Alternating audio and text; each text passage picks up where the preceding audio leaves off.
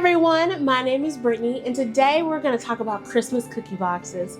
The holidays are right around the corner, and I love making Christmas cookie boxes for my friends and family. And I think the first step you need to really think about if you're going to do this for your friends and family is the prep.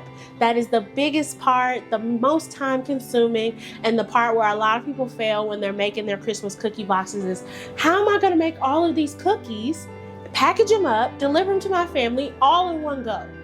So we're going to break this up into maybe two parts, and we're going to discuss how we're going to tackle this and get ready for the holidays. And the first step is preparing. My first tip is deciding how many cookies are you going to make.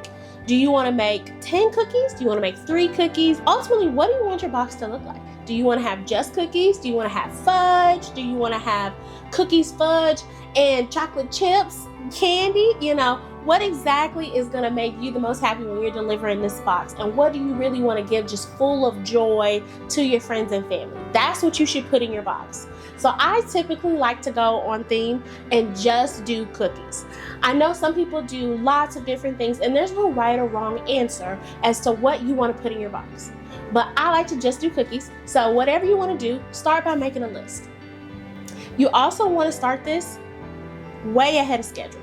So depending on how many cookies and things you want to put in your box, you want to make sure you have enough time to actually prepare those items, which we're going to talk about in just a second. But some things that I'm going to put in my cookie box this year, and I would love to get y'all suggestions, but some that I think that I would like to do are going to be chocolate chip. Of course, that's a classic. I'm going to do sugar cookie. I also want to do a double chocolate chunk, which I have not put up on my YouTube yet, but definitely just wait on it. It's coming. It's so good. I want to do a chocolate chunk. I just developed a Biscoff white chocolate chip cookie. Oh my goodness, it's so good. Okay, so I'm going to put that one in there. That one's new to my family. They haven't had it. My husband's had it, and my coworkers at work had it. They all loved it. So I'm going to put those in the box this year. And then I think I want to do the traditional shortbread with like strawberry filling, or raspberry is more traditional, where you stamp out the Christmas tree shape or circle, and then you dust it with powdered sugar. They sometimes look like Linzer cookies, but they're made out of shortbread. I'm going to do those, maybe. I'm also thinking about possibly I want to do gingerbread, because it's Christmas, you got to have some gingerbread. And then I think I want to do maybe 1 or 2 others. I think I want to keep it at a max of 6 though, but there's so many favorites, it's hard to really just narrow it down. What are some of y'all's favorite cookies, and what do you think are some cookies I should put in the box? What are y'all's favorites? I would love to know in the comments to get more ideas as I'm preparing and starting my doughs. What kind of cookie tin are you going to put your cookies in? Do you want a big one? Do you want a small one? Depending on how many you're going to do, you want to get the appropriate tin size to make sure that you can house those cookies. I like the metal tins because I feel like they're just more secure. Like, you could put them in a cardboard box or a box tin, whatever you want to do, but I just feel like this is more secure. It's firm, it's stable, it's easy for me to stack them up in the car or in a box to deliver them. And then also, I don't have to worry about the boxes getting crunched, I usually do my cookie boxes early in December. So if my friends or family, if they want to save this tin and use it for something else during the holiday season, or if they end up re-gifting it with other things inside to someone else, they have that. I actually had a couple family members refill the cookie tin with different things of their choosing. It wasn't all cookies, but actually re-gift it back to me as a thank you, to say, hey, thank you for, making this cookie box for me. Here's something else back. They kind of recycled it. So, which is okay as well. One thing I also like to do is put a nice Christmas card with my cookie tins. So when I bake my cookies, when I go to package them all up, I love putting a card. These are so cute. These are actually the cards that I gave out last year. And then these are the ones that I'm going to give out this year. If you're my family, stop looking. I put these in each box and I sign them. Me and my husband both sign them and wish our family a happy holidays. So I love doing that at the end. So definitely include this in your pre-prep process so you can make sure everything goes smooth and you have everything you need. In addition to the cards and the tins, you also want to get some tissue paper. I like to put tissue paper inside of my tins and then put my cookies in there, just to make sure that everything just looks nice, nice and clean and fresh and ready to go.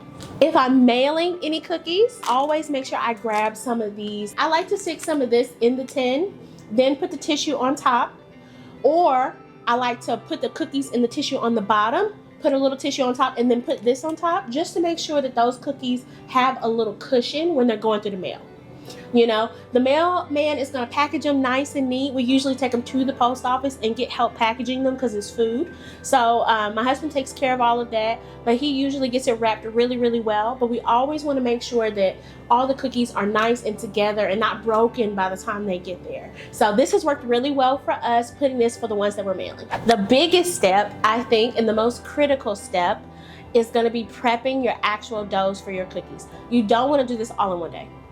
You don't want to do it all in one day. You don't want to do it over 2 days. It's exhausting. You're going to get so fed up with it. It takes all of the Christmas joy out of it, and you're really just not going to have a good time, okay? So don't, trust and believe, don't do it all in one day, okay? What I like to do instead is I like to make a dough every other day, every week. So if you plan to give these out the first weekend of December, start about 2 to 3 weeks before you plan to give them out. So what I'll do is I'll make 1 or 2 doughs every couple of days. So I will make the dough, I will scoop it, I'll make sure that I have a cookie scoop that is going to be the only scoop that I use to make sure that all the cookies are uniform. If you want to freehand it, that's fine as well. However you want to portion your dough out, I portion them all out and then I freeze them, okay? I put it on parchment paper, I freeze it, and then I'll pop it in some freezer-safe Ziploc bags and I label it. Don't worry about the cookie dough being in the freezer for 3 weeks or 2 weeks or however far in advance that you want to start making them. The cookie dough is frozen. It's going to be good. Cookie dough can last up to 3 months in the freezer, so don't even worry about it. They're going to taste fresh. It's not going to be a problem. The day you're going to start baking them, you're going to pull everything out. You're going to start letting those doughs come to room temperature. Once they get thawed out, you're going to just press them down and bake them off. And then you're just cycling through cookies. I would do it in batches, so I would pull out my chocolate chip first. As I was baking off my chocolate chip, I'd pull out my peanut butter. As my peanut butter was going, I'd pull out my salted caramel, you know, and I just had a little assembly line going. So now I can cut on a Christmas movie, some Christmas music, bake everything off, put everything together, and I'm not exhausted. And it was great. It was fun, it was festive, and it made it so much simpler. Because I don't know about you, but I had quite a bit of cookie boxes to pass out last year. I passed out 10 boxes, and this year we have 18. So we've got quite a few that were a huge hit last year, so I'm super grateful that everybody really enjoyed it. But I can't wait to bring you guys along with my cookie journey, what cookies that you like to make. And if you're going to make these cookie boxes, I think it's so fun, even if you start small, even if you just start making some for just 1 or 2 people. It's just fun. It's the holidays, and the holidays are really about gift giving and spending time with others and giving from the heart. I think that baking is a great way to give from the heart and to really spend that quality time with your family. So I hope you guys decide to make cookie boxes as well. And I'm going to keep you updated on my boxes and how they go. If you enjoyed this video, go ahead and give it a thumbs up. It really helps to support my channel. And if you'd like to see more videos like this or recipes, go ahead and subscribe. Thanks for watching.